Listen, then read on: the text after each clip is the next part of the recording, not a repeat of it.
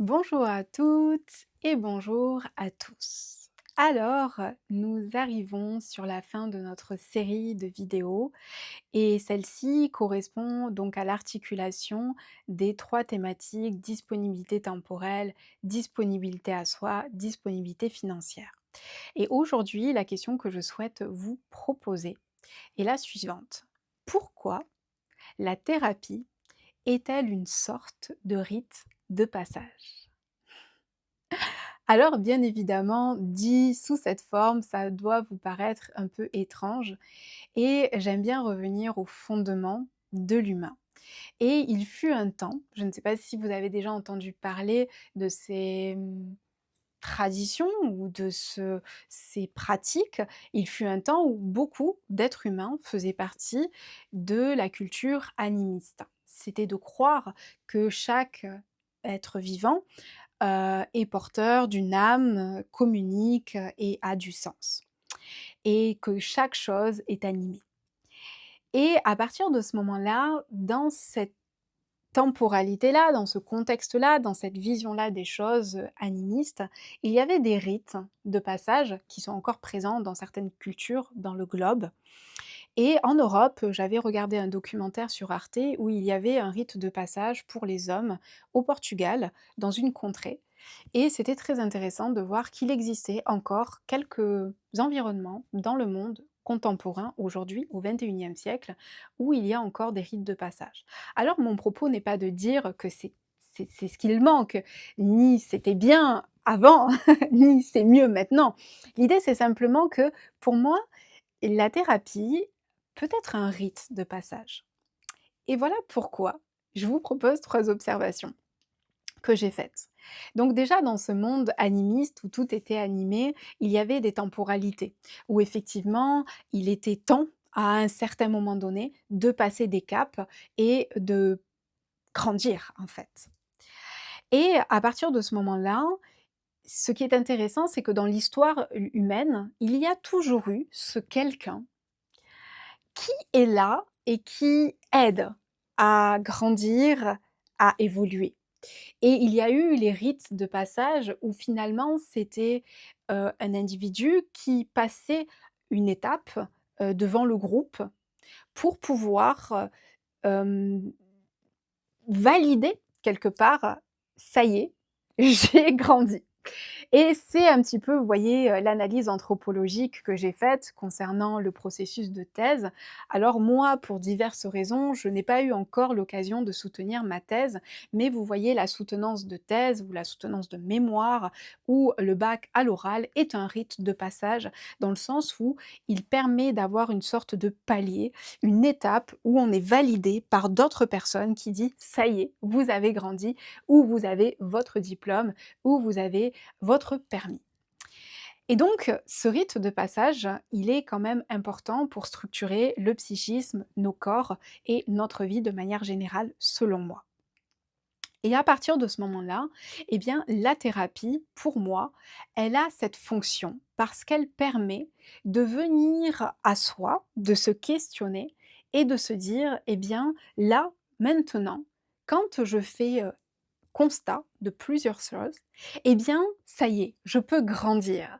Et quelque part, le thérapeute peut aussi faire ce miroir-là de dire, voilà, effectivement, vous avez réussi telle étape à mieux comprendre vos émotions, à être plus bienveillant avec vous, à mieux vous écouter, etc. Et en ça, je trouve que c'est une sorte de rite de passage qui permet finalement à l'humain de, de voir en fait un moment dans sa vie en tant qu'être où il grandit. Parce que finalement, quand vous regardez ces étapes-là, elles sont professionnelles, même si ça impacte la vie personnelle bien évidemment, mais elles ne sont pas de l'ordre de l'être, hein, elles sont de l'ordre du faire. Même si bien évidemment, ce que je dis est assez ambivalent puisque les 2 sont très, très intriqués. Mais c'est d'un point de vue théorique que je fais cette, disjonction. Donc à partir de ce moment-là, eh bien, c'est de voir aussi que la thérapie, c'est un langage, c'est un symbole. Quand vous regardez les cabinets, des psychologues et d'ailleurs, j'avais beaucoup aimé les travaux d'un photographe qui était d'avoir, photographié plusieurs cabinets de psychologie et de voir finalement toute la symbolique que portent ces lieux. Il y a quelque chose, il y a une vie, il y a une atmosphère bien souvent qui correspond à la personnalité du thérapeute, mais qui va mettre une ambiance et qui va favoriser le lien, la rencontre, le dialogue. Et donc tout ça, ça vient nourrir aussi cette partie de nous, de l'être, de notre partie culturelle, de notre partie de connexion au reste de notre vie.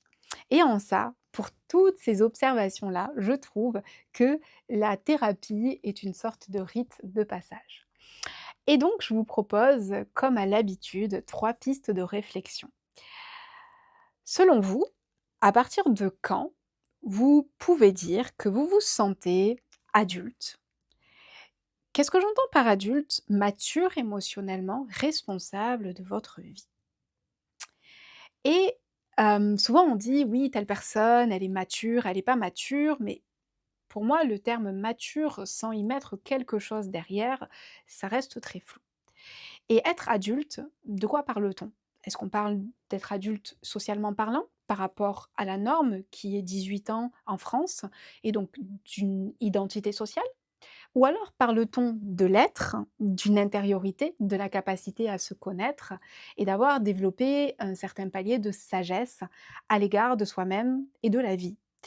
Et donc, est-ce que vous, aujourd'hui, vous avez eu un moment dans votre vie où je vous ai dit: «Ça y est, je me sens adulte, je me sens mature, émotionnellement et je me sens responsable de ma vie et je comprends mieux le fonctionnement de la vie».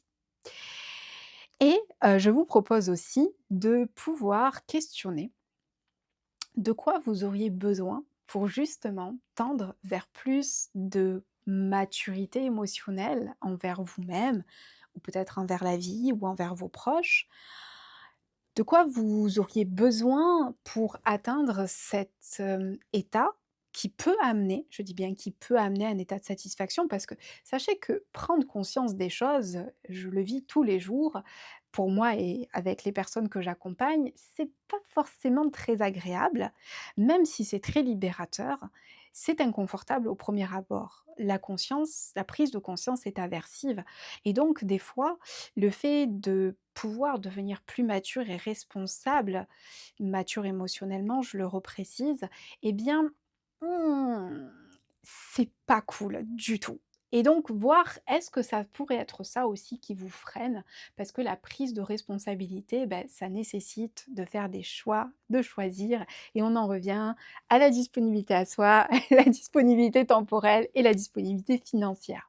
Voilà, j'espère que cette vidéo vous aura plu, qu'elle vous aura éclairé sur, cette notion de rite de passage, sur, le monde animiste, sur, cette anthropologie, que j'aime bien parsemer à travers, mes réflexions et je souhaite que vous passerez une très belle journée et qu'elle puisse être joyeuse et inspirante et je vous dis à très vite pour la prochaine vidéo sur la chaîne Éthique.